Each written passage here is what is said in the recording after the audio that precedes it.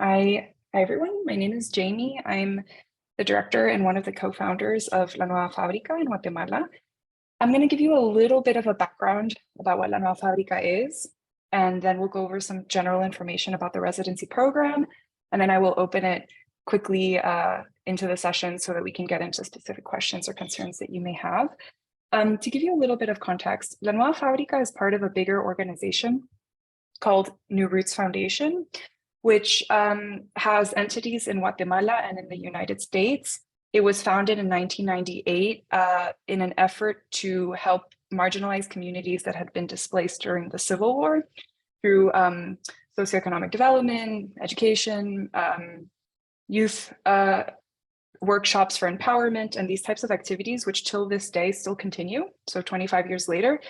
And one of the co-founders of that broader organization was a Guatemalan artist named Lisi Javier. And when she passed away in 2008, there were several years in which we wanted to do something in her honor that had to do with art because she was an artist. And so in 2013, this residency program actually started with the idea to help support Guatemalan artists, where there's very little resource to arts in Guatemala, but also to invite artists from all over the world to experience Guatemala and to have an exchange with Guatemalan artists, which has been very fruitful for a decade. And it's been probably one of the foundation's most successful projects in that a lot of people have had good experiences, and it's been a wonderful way to grow the foundation organically and create this really lovely network of artists, cultural practitioners, arts educators that has kind of formed around this project. In 2018, we opened La Nueva Fábrica, which is a physical building in part of what used to be a textile factory, which is still active and next to La Nueva Fábrica, but they gave us part of their factory to take it over as an art space. And we have rotating exhibitions, public programs. The residency house is right on the same property. So there's a very close relationship between the residency program and this art space. And often there's overlap in the sense that artists and residents might give a lecture at La Nueva Fábrica, or they might do an open studio day at the art space. I do want to clarify that they're different things. The art space has its own programming. And for example, the residency doesn't necessarily mean that an artist will have an exhibition at La Nueva Fábrica, but oftentimes if an artist in the residency program wants to do something, a performance or share their work somehow, we'll always find a way to make it possible within the art space to have that platform for there to be a community engagement. So that's a little bit about the space. These projects are all continuing simultaneously. Some artists even like to go visit the environmental projects of the foundation. So there is some overlap. And these are kind of the different parts and pieces in this cosmology of things that the foundation does. This year, we are offering 5 residencies by application. We open the application every year and we change the jury every year. So I will go ahead and share my screen, and I will direct you to La Nueva Fábrica's website, where if you go just to our homepage, which you can see here is lanuevafabrica.org, and I also have put it in the chat, and you go to residency, this page shows you kind of all the general information that kind of stays stable every year. So what the benefits are, eligibility guidelines, and our past residents, a little bit more about the first resident who the project is kind of named or very much also held in her honor, who was Doña Paula Santos, who actually lived at the textile mill or worked very closely in the textile mill and lived part of her life, the last 35 years of her life, 36, excuse me, in the textile mill, creating these beautiful textile art projects. And so we have this really beautiful connection to the residency, in that the house where residents live in is in Doña Paula's honor. And so really, while the foundation has formally only been around for 25 years, there's been these types of activities and history to art and to creating for a long time. So you can learn more about that on this page. And on the top of the page, if you see there's this button where you can click every year. This is where we post the specific information for each year. So if you haven't had a chance to look at this document, I highly recommend it. I also put it in the chat.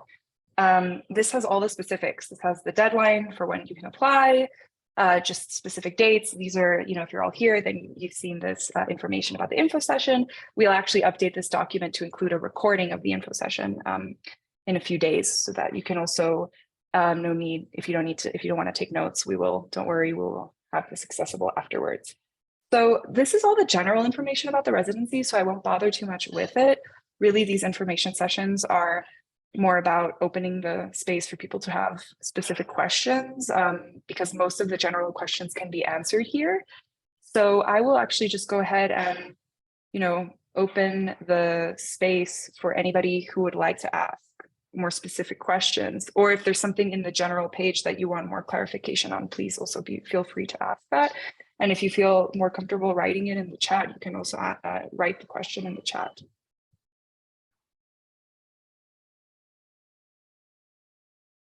I am. Okay, I think I just unmuted myself. Hello, what a beautiful program you have. I have a practical question. Mm-hmm. Given that only 200 applicants are reviewed according to your website, Mm-hmm. how many applicants do you get, and historically, by what date do you cut off?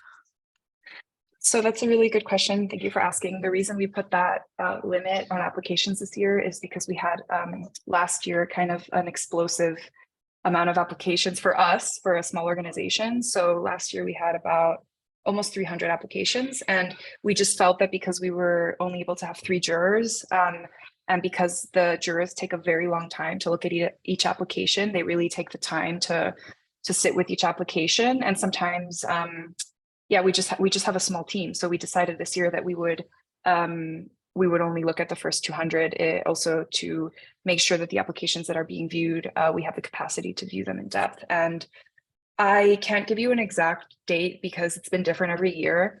I will say that last year, there were a lot of people that applied last minute, which tends to be the case with these deadlines. I just would encourage, if you're here, I think it's a reflection that you're quite interested, I hope, and I'm grateful that you're here. So please, I would say, please don't wait till the last minute. I don't know, maybe this year we'll get less applications and all of them will be reviewed. I just don't know the answer to that. It's hard to know in advance. But yeah, definitely, like we close the application cycle on the 1st of April.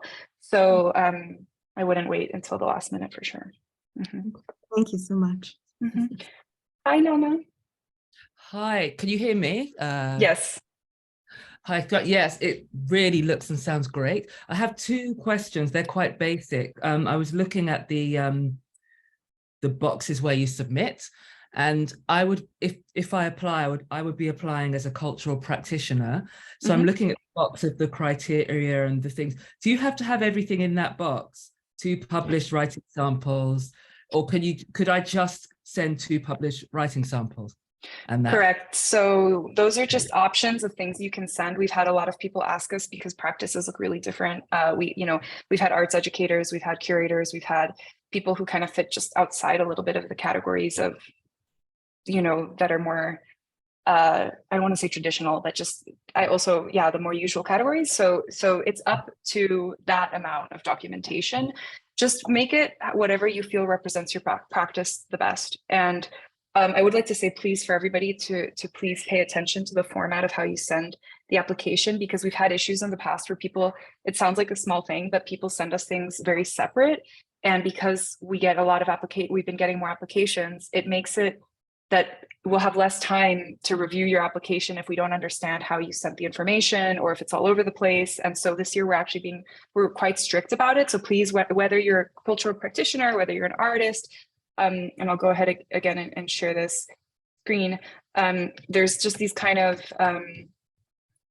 very specific requirements that are quite simple, really, but it's, one single PDF, please. You put all the information. Your images don't have to be like, 300 megabyte like images. They can be like each one, tops a megabyte, like to make it so that you're up to 10 images all fit within this PDF. And so that we can have all the information in one place, and that gives us more time to look at your application thoroughly. So yeah, it's really up until these amounts of documentation and really just think of it in a natural and intuitive way of what is it that would make your application or your practice be reflected in the most authentic way for us to get to know your work, for the jury to get to know your work, really. Mm-hmm. I had another quick question. Is that okay? Of course. Yeah, about referees. I think it says you have to have two referees. Mm-hmm. If one of them no longer works at the place where we worked and is doing something else, are they still good enough to be my referee because they know me? You know. Of course. Yeah. It's more of references aren't always contacted, but sometimes they are. It's really about it gives us a better picture. The residency project, while we tend to accept only 1 or 2 artists at a time because of our capacities right now, and we're a small team, so we like to give residents a lot of attention. So typically, if you're coming to the residency, you'll probably be one person. You'll have the residency house to yourself, and there'll be a lot of attention on you in the sense that you'll have a lot of the, we could do weekly meetings with the team or bi-weekly meetings. We can but where I'm getting at with all this, it's a very social residency in the sense that we definitely encourage people to make connections with the community, which we facilitate, to reach out to the local community, but with the artistic community in Guatemala City too, which is an hour away, and we can help facilitate these exchanges. So when we're talking to references, we're also trying to get a sense of how do you work with other people? And, because it's one person who stays with us for so long, it's really important for us. Okay, is there going to be is artist or this curator or this person? How is their dynamic with other people? So I think that the references are also a way for us to see, everybody exists in referentially, not just in a bubble. So how you are with other people is important to us. So just keep that in mind. It's not like we're like it tends to be the jury isn't really looking for like, oh, who's the most famous reference in the it's not like that. It's more like pick people who can speak to your work professionally, pick people who can speak to your character. And I wouldn't worry too much about, what the specifics are of where they're working right now. Okay, great. Thank you. Thank you for the question. Mkwai, do you have a question? Oh, I'm sorry. I can't unmute myself. Oh, hey.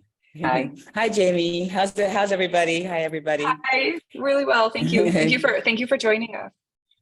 Yes, I have a question about what kind of resources do you have for mixed media artists, like new media? Like I'm using a lot of technology. Do you guys have projectors and things like that in terms of?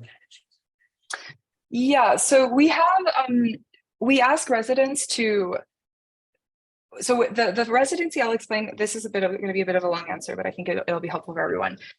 So the residency is located on a textile factory, next to a textile factory, and that textile factory grants us, they're very, very generously, they give us a lot of support for the residency. So for example, they have a carpentry shop, they have a metal shop, and they have a lot of looms. And so if a resident wants to do something that's on a small scale that the resident can do themselves, often what will happen is that the factory will say, well, you can use these materials free of cost, they donate them. But we like to tell people, please come prepared to buy your own materials, because the factory is actually a separate business. And while they will try to do everything that they can to accommodate residents, it depends on the scope of the project. So for example, if a resident wants to learn to weave on a floor loom, the factory will say, no problem, like we'll let you use this floor loom and we'll give you like 2 days of instruction on how to use it. And maybe there's some scrap materials that you could use, but that'll be the donation. But there have been residents who have really wanted to do very ambitious projects where they had to just have a separate meeting with the factory. And what that entails is that there'll be like a contract drawn out of like where the factory will produce things at cost.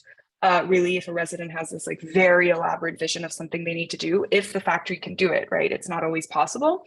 In terms of multimedia equipment, such as projectors, we're not like a space super rich in technology, to be honest with you. I think we have one extra projector, which is sometimes used for exhibitions. We have maybe 4 projectors, and one of them will be a spare projector that sometimes is not used for an exhibition. So if your work really relies on like having multiple projectors, I would say reach out to us before you come. And we make this is always happens no matter what, a resident gets accepted. Once the calendar gets put into place, we have a conversation before, okay, what are your needs? What are you going to be working on? And if we don't have a projector available, maybe we can coordinate to lend one from another organization, or we can, maybe you can bring a small portable one, or so we always work individually on the artist, and there's not exactly like one answer that I can give to everybody that's the same answer. That's why we also tend to have one resident at a time right now, because it lets us plan in advance of the residency to help the artist, support the artist, or the curator or the cultural practitioner, figure out how to make the most of their time at La Nueva Fábrica and at the residency project program. Great. Thank you so much. I have got one more quick question. What's your relationship like with the community? Does the community get involved in any of the projects if I'm an artist that wants to involve the community?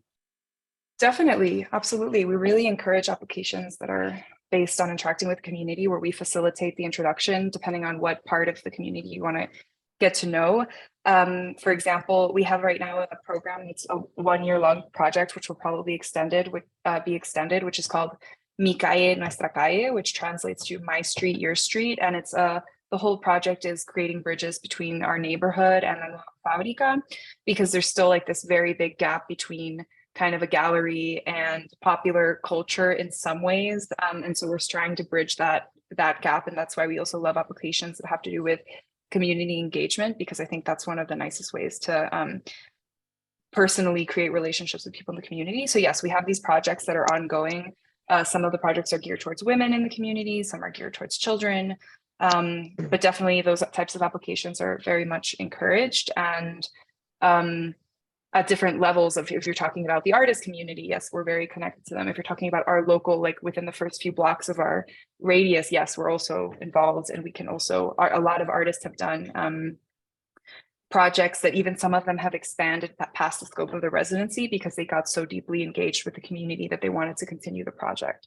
So there's definitely a lot of space for that. And I think that's really good to delineate in your application.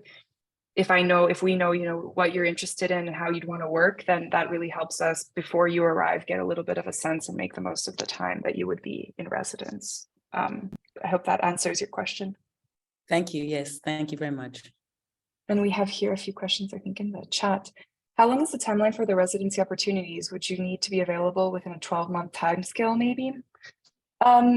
We typically, there's not an exact answer for this because it depends on the applications we get, but typically if we grant residencies for this cycle, for example, the earliest you would be coming is November or December of this year. The latest you would be coming would probably be by the end of next year, typically the first half of next year. So we do tend to keep it within a 12-month calendar, but it has changed a little bit depending on, for example, there have been times when all of the people accepted have had very specifically the same date that they all can come, so we have to work around it and extend it in ways that we don't necessarily have to do every time. So I don't think you'll be coming past, maybe 14, 15 months of when you applied, but I can't give an exact answer for everybody.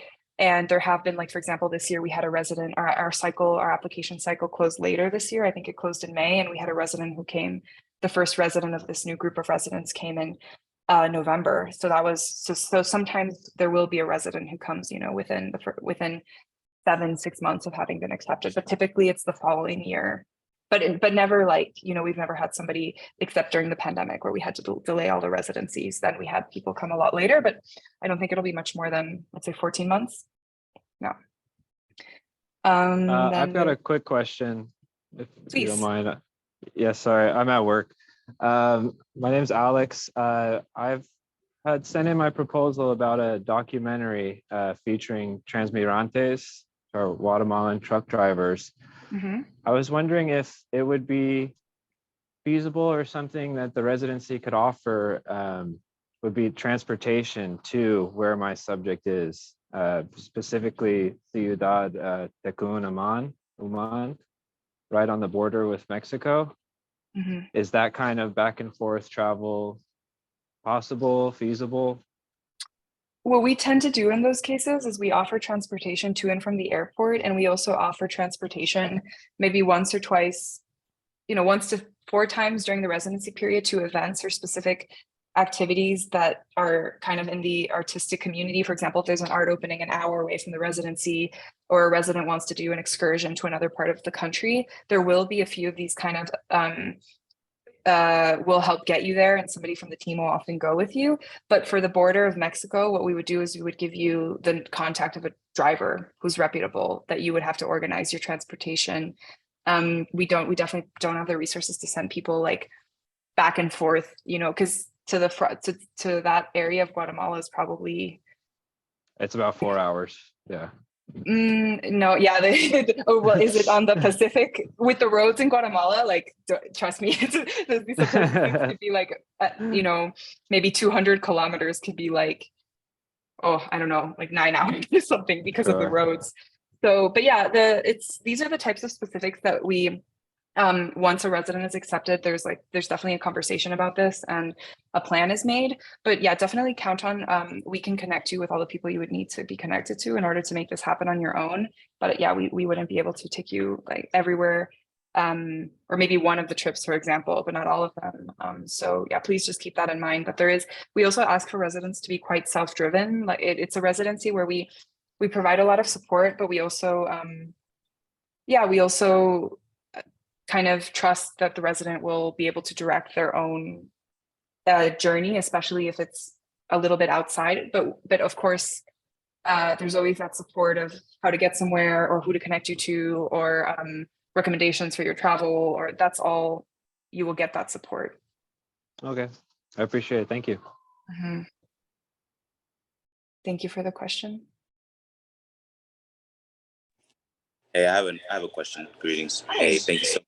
Muchísimas gracias por el espacio también. And my question was, how much does an avocado cost in the local market? Ooh, right now, a Hass avocado, the export quality. Local.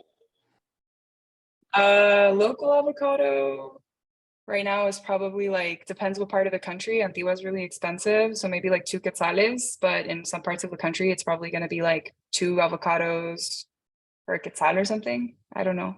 Do you have a specific project that has to do with aguacates? It really depends.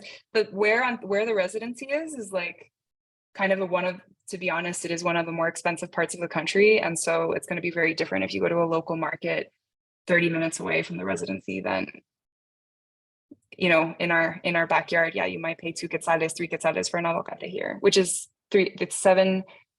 It's like €10 per quetzal, $7.50 per quetzal. That gives you an idea. So much less expensive than other places. Como el cambio del cantidad de peso. ¿Conoces? El peso, ¿qué tipo de peso? México, de México.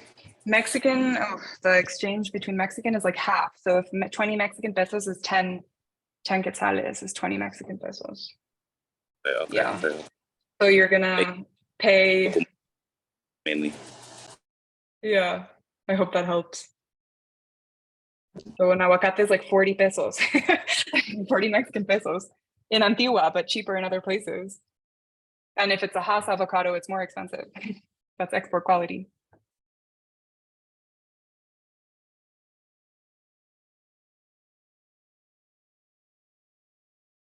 Thank you for that question. That's the first question I've had about a vegetable, a fruit here.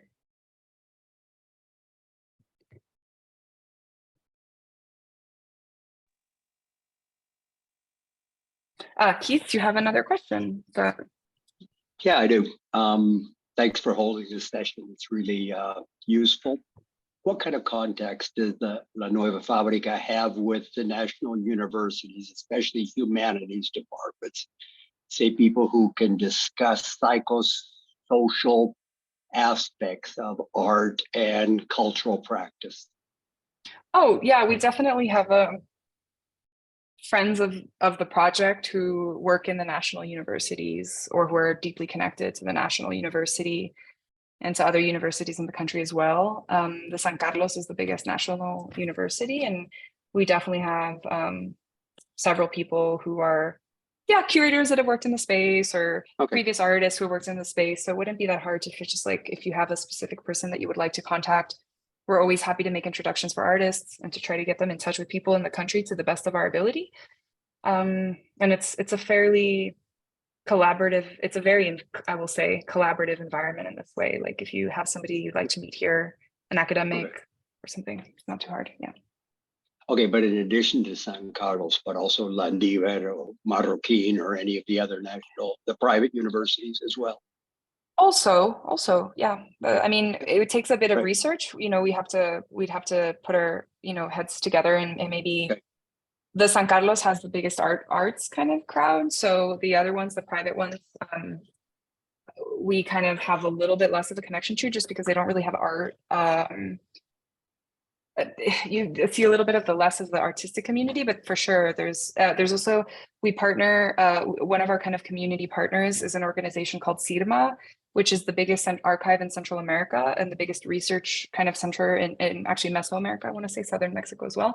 So CIRMA, they are just really tied in to all of the, their mission started by bringing all the dissertations and all the research work that was being done in Guatemala and done in English and taken out of the country to first it started as a project to translate all of that that resource here and keep it in Guatemala, but also they just have like the really, really wide and deep web of relationships that we could contact them and also a visit to this archive for a lot of artists who do have research-based practice or curators or historians, for example. A visit to this archive is usually which is very close. It's maybe 20 minutes, 15 minutes walking from La Nueva Fábrica. There's been people who have chosen to do their entire residency there because they just find so much information there. And that's their connection for talking to other people. Great. I participated in yesterday's session, and you mentioned then that there's a possibility of doing exhibitions in the lobby or other public areas within La Nueva Fábrica. How large a space is that? And what are some of the limitations as well as opportunities for doing a show there? Well, so we definitely don't guarantee an exhibition if you get a residency because it's completely two separate things. But what we can do is like often artists will say, I want to do something in the gardens or in the lobby. I want to put up some work. We have a gallery that's maybe, I want to say it's like about 40 square meters, about 400 square feet in the lobby. Fairly small, where sometimes artists will, if we have not an exhibition at that time, an artist will put some of the work up in the lobby and but that is not something I can guarantee you in advance because it depends what's happening. If all of the galleries are taken, it would be like, okay, you want to do a performance or you want to do something, let's find you another space in the garden, for example. Or if you want to do like, sometimes artists have done performances in the galleries, the exhibition galleries, which then we just check with whoever the artist or the artists on exhibition are, and we'll say, hey, this artist wants to just do a performance in the gallery, and usually the answer is yes. So we try to work, as best we can with each artist to have some flexibility. For example, we had one artist who she used the lobby of La Nueva Fábrica, which you would have heard this yesterday, as her studio. So she set up a table and she was kind of working in the lobby. So there's a lot of possibilities, but I just do want to be clear that the residency doesn't guarantee an exhibition at La Nueva Fábrica. It's more like they're separate projects, but they do live in the same arena, and we do our best if you want to share your work with the public to find a way somehow to do it. And so, yeah, it's not like, and it also just really depends. The timing of everybody's residency is quite different when they arrive and what's going on. I can't give everybody an exact answer to this because it just really depends when you'll be arriving and what's going on at La Nueva Fábrica. Thank you. Nana? Hi, yeah, it's me again. So I've just put this question in the chat, but you can ignore that. Unfortunately, I can't speak Spanish. That's kind of why I haven't applied for this before. But I'm really interested in connecting with artists and the community and so on for research, interviews, shared conversations, and documenting some of that. Would it be therefore my responsibility to organize translators if and when I need them? Are there people there who can help out with that kind of thing? Definitely. I mean, I think that if it's just a few visits that are planned in advance, somebody from the team can help you. If it's something that you're regularly going to be, okay, I need this as part of my every single day, I will say there's translation apps that are really marvelous now. So there's also people who've just done wonders with just technology. But the thing in Guatemala is it's a little more complicated because there's over 20 indigenous languages spoken. And so it depends what part of the country you're going to, because for example, there's not somebody on the team that speaks Cachiquel. If you need to go to somewhere that speaks Cachiquel, you have to find a translator for that specific language. A lot of people speak Spanish as well, but it's not a guarantee that they'll speak Spanish. So in that case, what we would do is we would just connect you to a translator, whatever the specific place that you're going to go is. And if it's within, a reasonable distance to Antigua, and if it's just a few times, then somebody from the team can certainly help you. And if it's more involved, then we would find a solution that's a bit more, just a bit more robust for your needs, I suppose. Yeah. That's great. Thank you. Thank you for that question. And Claudia, do you have a question? Yes, sorry, I forgot to enter the meeting in Spanish yesterday. And can you send me the meet in Spanish, please, later? Yes, we're publishing that on our social media. We'll be announcing when everything is on YouTube and putting the link up. So please just check our social media, give it maximum 3 days. And then we'll have everything on our, a link on our social media where you can go. And also right now, if you want, I can show you where you can, the Spanish one is actually technically up already. So I'll put the link in the chat, and if you want, we can go together so you can see where it is. So if you go, you just take a look at the chat, please, for a second. If you click on that link, and I'll share my screen. So we have our YouTube channel, and if you just click on this link, it's just already up, the meeting from yesterday in Spanish. Okay, thank you. And the other question is, what's possibility have the emergent artists in this program? Emerging, it's open to emerging and established artists.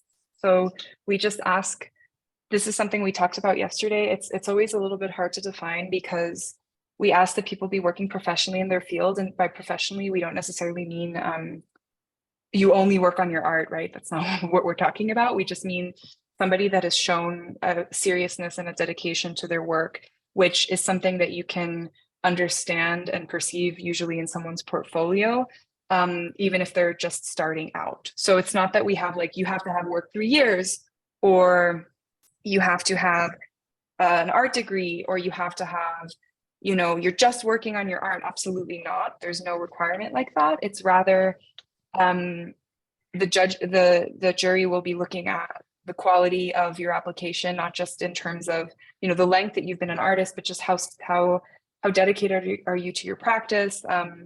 Also, why do you want to come to this residency is really important. We definitely get applications where it could have been an application sent to 20 different places. There's absolutely no reference to Guatemala, to the residency. And those are also the types of things that are just really important to consider, whether you're an emerging artist or whether you're an established artist. But we also spoke about this a lot yesterday. Entonces, si tú ves en la versión en español, vas a ver que todo esto lo hablamos como bastante ayer. Entonces, si tienes otra duda, aparte de eso, con gusto nos puedes escribir a info@lanuevafabrica.org, perdón, y ahí encontrarás esa información. Listo, muchas gracias, Jamie. De nada. Mukwai, do you have also another question? Yes, I've got one more question. What are your protocols for COVID? So in the last years, we had we did have people be vaccinated or have proof of a negative COVID test. The changes have the requirements have changed in Guatemala now. There is no national requirement for people to show vaccination upon entry to the country. So we would appreciate if you have a vaccination record, or if you could tell us that you have a negative COVID test, or if there's an extraordinary circumstance for medical reason of something very detailed that you need to tell us about, just to reach out about that. There's still people that wear masks in Guatemala now, preference basis. So For example, in the textile factory, where residents will often walk through the factory because their home is, the residency house is its own, it has walls around it and a little garden, but it is actually on the same property as the factory. So residents will, especially once a resident arrives, we determine where in the factory or where in the house to set up their studio. So if your studio is in, let's say, in a part of the factory that's very populated, you might notice a lot of the team at the factory, the employees at the factory, some of them are still wearing masks, but that's now by choice. So it's not by law anymore. So that's how we've handled it. In the past, we were way more strict about it because we were we're still in the middle of the pandemic. Now the government has kind of lifted these restrictions. So that's pretty much the policy: wear masks at with your comfort level. And, there's nothing really required anymore. Some people, the team members at La Nueva Fábrica, still wear masks and some don't. Thank you. Yeah, of course. Andrea, I'm sorry, I don't know how to pronounce. Yeah, Andrea. Hi, Andrea. I put this question in the chat, but I'm just wondering if you could elaborate on the project proposal a little bit more, maybe something specific that makes for a successful proposal. And also, have you had residents tie like an upcoming exhibition that they would have after the residents, like in their, like something that could be tied into the proposal, like an exhibition that's happening back home after the residents? That's a great question. Thank you. In the past, every year, I will say the jury changes. So I don't really know how to be inside their minds exactly for what they find appealing for an application. Their biographies are listed on the residency application document. But what I will say is that the applications that are successful is people who, we don't ask for a completely defined proposal in the sense that, again, this is a bit of a nuanced answer, because on the one hand, we want it to be why are you in Guatemala, right? Why are you coming? What's interesting to you about this space? Specifically, you could, whether you could, whereas you could be anywhere in the world, why are you picking this place? So on the one hand, there is a level of detail and specificity that we appreciate. On the other, there have been residencies that haven't been as successful where an artist says, I have an exact idea of what I want to do, which is just prepare for my show back home. And the reason why that's not that interesting is because the idea is so self-contained, it really could have been done anywhere. And we have found that those residencies haven't been as successful, and they also don't, our goal is to empower communities through art. And so any resident who says, okay, even if you're a resident who doesn't necessarily have a community-based practice, but you're open to getting to know someone in the community, you're open to like walking around the neighborhood and meeting people, you're open to maybe doing like an informal studio visit with some people that you meet in town. That type of flexibility and openness to the environment is important to us. And there is also no expectation to finish a work. We don't have like, okay, you have to complete something while you're here. So we think that gives a little bit of flexibility of, okay, yes, you have an intention, you have a direction, you have a curiosity that you're following, which shows us that you've done your research and that you have a specific reason for being in Guatemala. But you're also flexible and open to what you may learn being there. Because if somebody comes and they just already had their whole idea figured out before, this isn't the right residency. I think there's other residencies that are more appropriate for, I just want a space to work and a quiet space to work and a studio, and that's perfectly valid. Just that for us, it's more rather, I think, the type of residency that also for your sake, not just the sake of the residency, for everybody's sake, that it's a lot more interesting for people and a lot more exciting. And so yes, these project proposals, definitely, please, that's what the letter of intention is. It's like, why do you want to be here? And if you have a show coming up that relates very specifically to Guatemala or to themes that are relevant here, I think that that's completely valid. I would just be careful in terms of your intentionality too, and your fit for the residency. I think aligning it towards this space and being very conscious of the space is very a positive quality that we've noticed in successful applications for sure. And again, it's not like a one size, unfortunately, I can't give like a one specific answer to this, but that is kind of what we've noticed has been the most successful residencies, the most successful applications. I hope this helps. I don't know if you have any other specific questions around that topic. No, I think that's really helpful. Thanks. Yeah. Great. Let's see, I'm sorry, I was been neglecting the chat a little bit. Oh, if Efrain is asking, if we are going to explore and produce some pieces, is it possible to have some open studio sessions? Absolutely. If your studio is way tucked into the factory, usually we do kind of like smaller studio visits because the factory isn't the best space to have the public come in. But what we'll do is we'll bring out tables and an area where in La Nueva Fábrica, where people can come like throughout the day to see your work.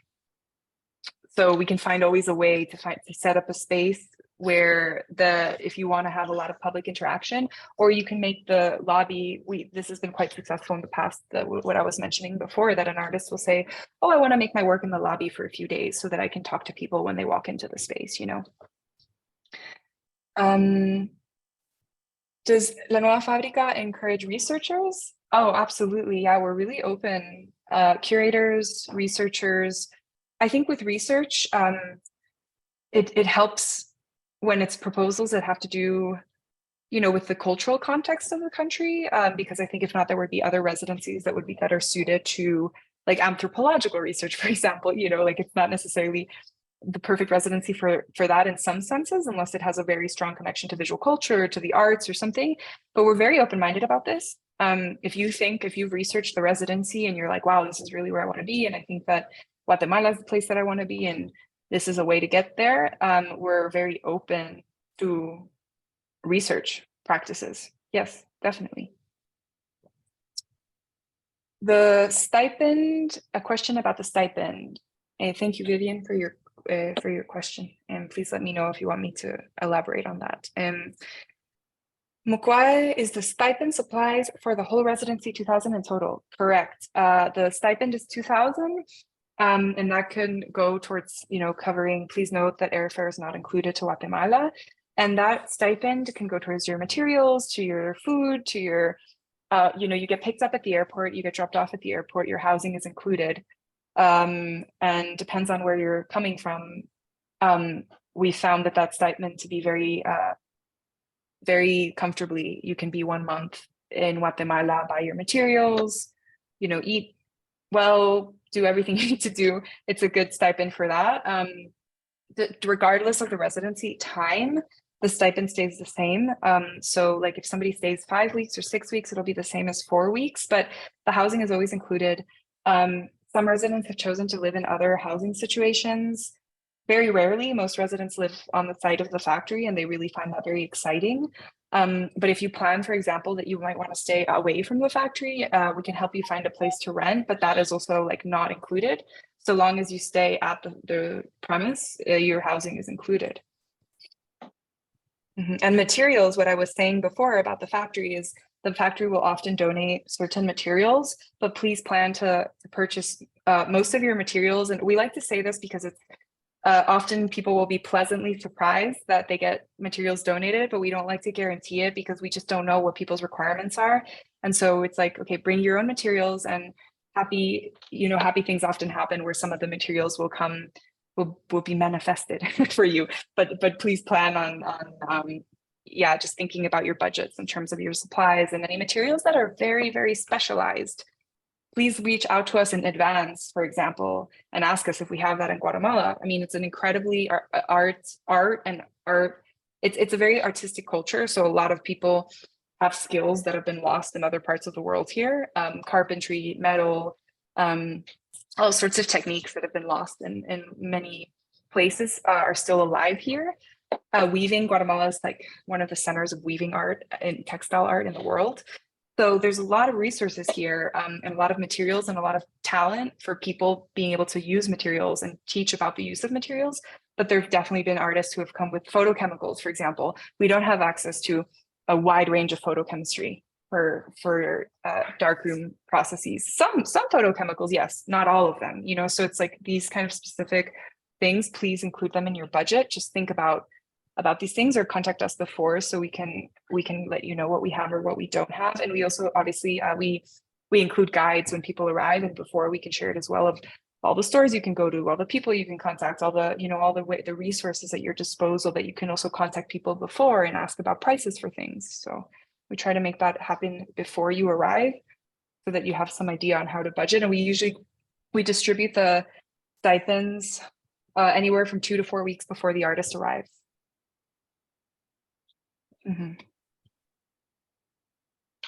Great. Can I help somebody else with another question? Do we have an in-house photography media team that will document the artist?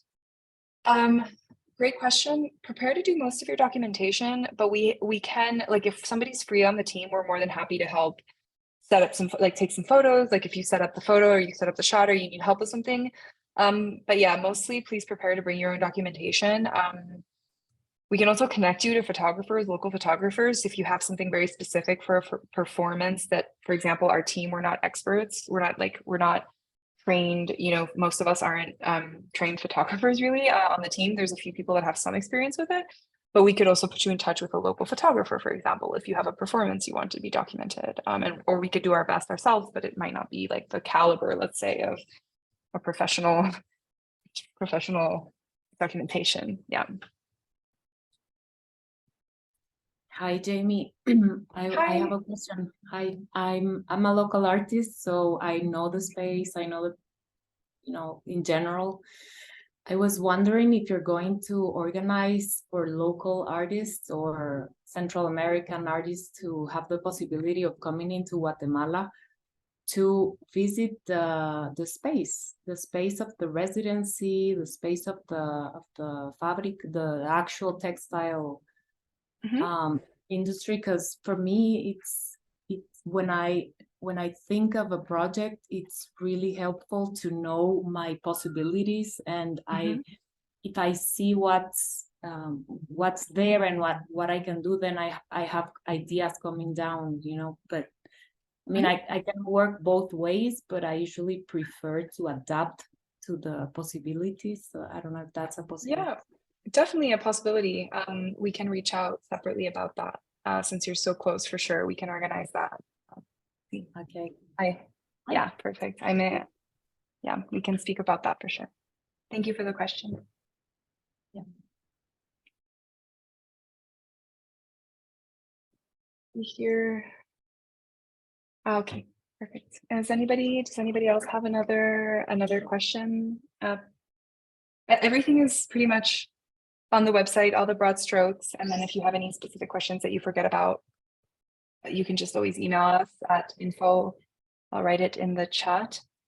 And we also have a phone number. It's a Guatemalan phone number, but it's not listed on Google, so you can also call. So thank you. Oh, Nana, can I answer another question for you? Hi, yes. How many times can you apply? Because obviously it's really competitive. Can you? Indefinitely, really. You know, just indefinitely. I think every year the jury changes, so it's an independent jury. So that's important to notice. And you know, that's how we kind of keep it a little more equal opportunities, because so yeah, so every year the jury changes. So every year there's a new opportunity for people to see your work. I would probably, yeah, I mean, we've had a few people send the same application 2 years in a row.